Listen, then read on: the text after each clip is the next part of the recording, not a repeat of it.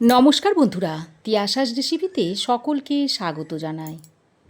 আজ আমি ঝিঙে দিয়ে আপনাদের দুই ধরনের রেসিপি তৈরি করে দেখাবো।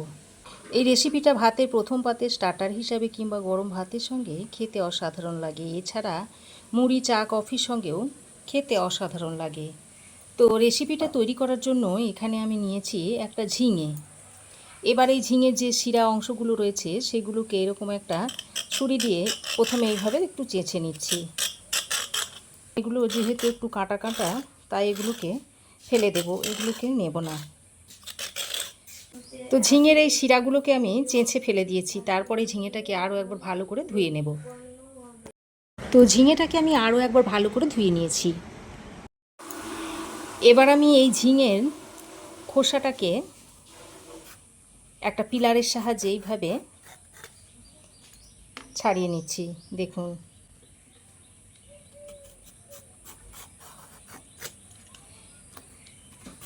একটু মোটা মোটা করে খোসাটাকে ছাড়িয়ে নিতে হবে।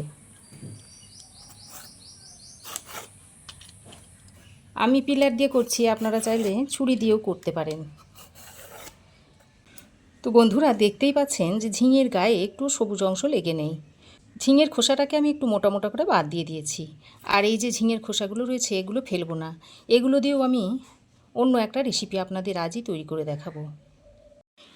এখন আমি ঝিঙের এই দুই দিকের অংশ কেটে নিচ্ছি। দেখুন, এদিকটা সরু অংশ, তাই আমি এদিকটাকে এতটা কেটে বাদ দিয়েছি।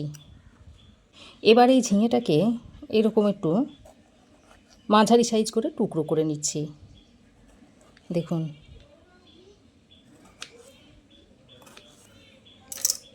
দেখুন, মোট 5টা টুকরো আমি করে নিয়েছি। এবার আমি ঝিঙেটাকে কিভাবে কেটে নিচ্ছি আপনারা একটু খেয়াল করুন। দেখুন, একটা টুকরো নিয়ে প্রথমে এইভাবে একটু সরু সরু করে কেটে নিচ্ছি। একদম পুরো কাটছি না, দেখুন নিচে একটু লেগে থাকবে, এইভাবে কেটে নিতে হবে। বন্ধুরা, আমার এই আজকের রেসিপি যদি আপনাদের ভালো লাগে তো অবশ্যই একটা লাইক, শেয়ার, কমেন্ট করবেন। আর চ্যানেলটা যদি সাবস্ক্রাইব করে না থাকেন তো প্লিজ চ্যানেলটাকে সাবস্ক্রাইব করে নেবেন। আবার এই দিকটা একটু ঘুরিয়ে নিচ্ছি, তারপর আবারও এইভাবে কেটে নেব।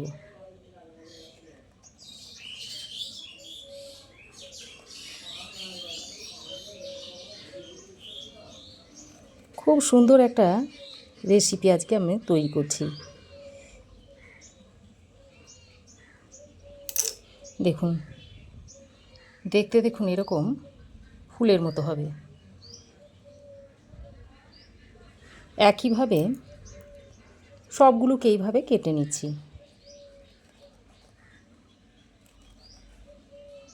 দেখুন, এটাকেও কেটে নিয়েছি। এই একইভাবে সবগুলো কেটে তারপর আপনাদের সামনে আসছি।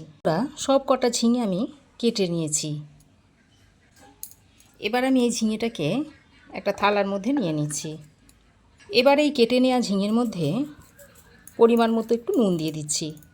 এবার এই নুনটা দিয়ে ঝিঙেটাকে ভালো করে মাখিয়ে নিতে হবে। তাই এইভাবে যদি নুন মাখিয়ে ঝিঙেটাকে রেখে দেওয়া হয়, ঝিঙের মধ্যে যে জলটা রয়েছে সেটা বেরিয়ে যাবে। তো এবার নুনটা মাখিয়ে ঝিঙেটাকে এক সাইডে কিছুক্ষণ রেখে দিচ্ছি।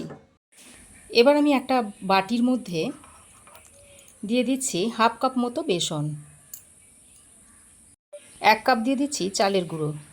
চালের গুঁড়োটা বেসনের থেকে একটু বেশি দিতে হবে, তাহলে পকোড়াটা ক্রিস্পি হবে।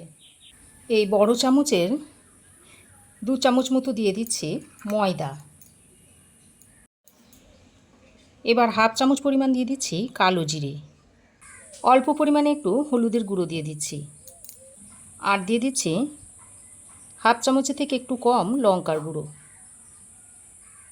স্বাদটা যাতে একটু ভালো আসে সেই জন্য দিয়ে দিচ্ছি অল্প একটু চিনি। এবার আমি অল্প পরিমাণে জল দিয়ে ব্যাটারটাকে তৈরি করে নিচ্ছি। একসঙ্গে বেশি করে জল দিলে হবে না, অল্প অল্প জল দিয়ে ব্যাটারটা তৈরি করে নিতে হবে। আর ব্যাটারটা খুব বেশি ঘনও হবে না, আবার খুব বেশি পাতলাও হবে না, সেই রকম একটা ব্যাটার তৈরি করে নিতে হবে। ব্যাটারটা আমি ঠিক এরকম করে তৈরি করে নিয়েছি। খুব ঘনও করিনি, আবার খুব পাতলাও করিনি, এই রকম একটা ব্যাটার তৈরি করে নিতে হবে। এবার আমি এটাকে এক সাইডে সরিয়ে রেখে দিচ্ছি। তারপর ওই যে ঝিঙের মধ্যে নুনটা মাখিয়ে রেখে দিয়েছিলাম, দেখুন কিছুক্ষণ রেখে দেওয়ার পর দেখুন নরম হয়ে গেছে, আর ঝিঙে থেকে দেখুন কিভাবে জল বেরোতে শুরু করেছে। এবার এই জলটাকে এইভাবে হাতের সাহায্যে চিপে ফেলে দিতে হবে, যত দূর পারা যায় চিপে ফেলে দিতে হবে। দেখুন ঝিঙে থেকে জলটা চিপে আমি ফেলে দিয়েছি। তারপর একটা অন্য প্লেটে রেখে দিচ্ছি। একইভাবে সব ঝিঙে থেকে এইভাবে জলটাকে চেপে ফেলে দিতে হবে।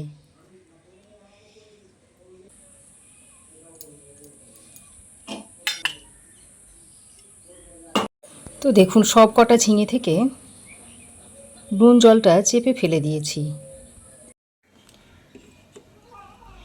এবার দেখুন যে ব্যাটারটা তৈরি করে রেখে দিয়েছিলাম, সেই ব্যাটারটা বেশ কিছুক্ষণ রেখে দিয়েছিলাম, তারপর নিয়ে নিয়েছি। এবার এটাকে আরও একবার এইভাবে মিশিয়ে নিচ্ছি। তারপর এই ঝিঙে একটা করে নিয়ে এইভাবে ব্যাটারে চুবিয়ে নিচ্ছি। দেখুন এইভাবে ব্যাটারে চুবিয়ে নিতে হবে। তারপর এদিকে দেখুন একটা কড়াই আগে থেকে বেশ খানিকটা সাদা তেল গরম করে নিয়েছি। তেলটাকে খুব ভালোভাবে গরম করে নিতে হবে। তো দেখুন তেল খুব ভালোভাবে গরম করে নিয়েছি। এবার আমি এই ঝিঙেটাকে গরম তেলে দিয়ে দিচ্ছি। তারপর এইভাবে একটা খুন্তির সাহায্যে এদিকটা একটু চেপে দিতে হবে। কিছুক্ষণ পর এইভাবে একটু উল্টে পাল্টে নিচ্ছি। কিছুক্ষণ পর এটা উল্টে দিয়ে তারপর অন্য একটা এর মধ্যে দিয়ে দিচ্ছি। এবার গ্যাসের ফ্লেমটাকে মিডিয়ামে করে উল্টে পাল্টে মুচমুচে করে ভেজে নেব। তো দেখুন ঝিঙের ফুলগুলোকে আমি মুচমুচে করে ভেজে নিয়েছি। এবার তুলে নিচ্ছি।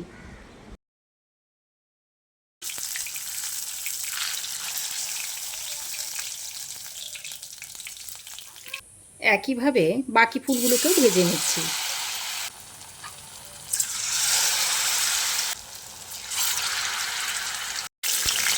তো দেখুন এগুলোও ভাজা হয়ে গেছে, এগুলোকেও এখন আমি তুলে নিচ্ছি।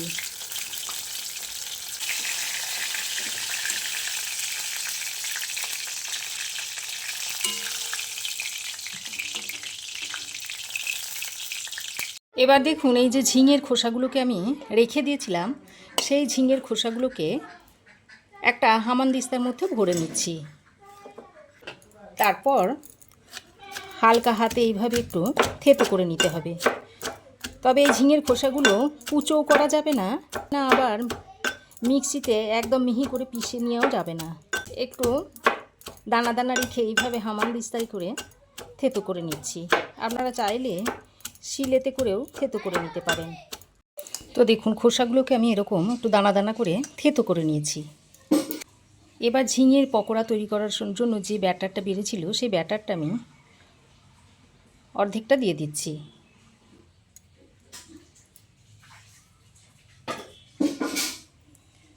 তারপর এটাকে মেখে নিচ্ছি। আর দেখুন পাতলা হয়ে গেছে বেশ খানিকটা।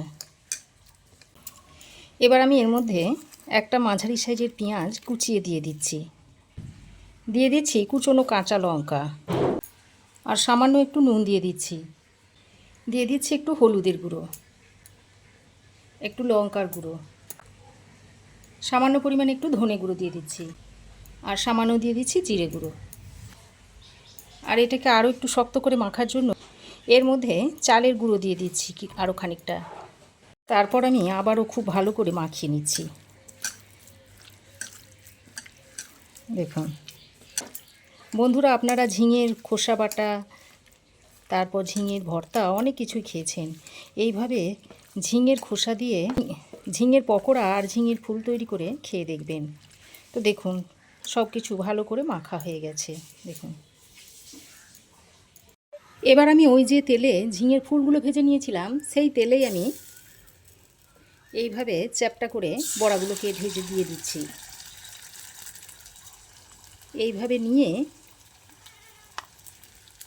চ্যাপটা সেটে দিয়ে দিচ্ছি।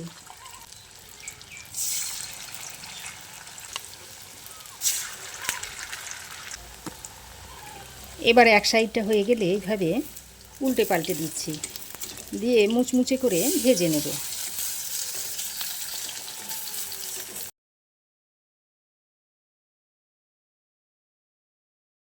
তো দেখুন এগুলোকেও লাল করে ভেজে নিয়েছি। এবার এগুলোকেও দেখুন তুলে নিচ্ছি।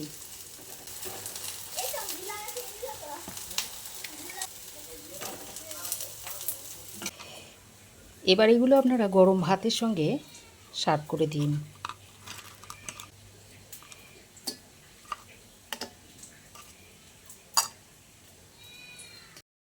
তো আমার এই আজকের ঝিঙে দিয়ে তৈরি 2 রকমের রেসিপি আপনাদের কেমন লাগলো অবশ্যই একটি কমেন্ট করে জানাবেন।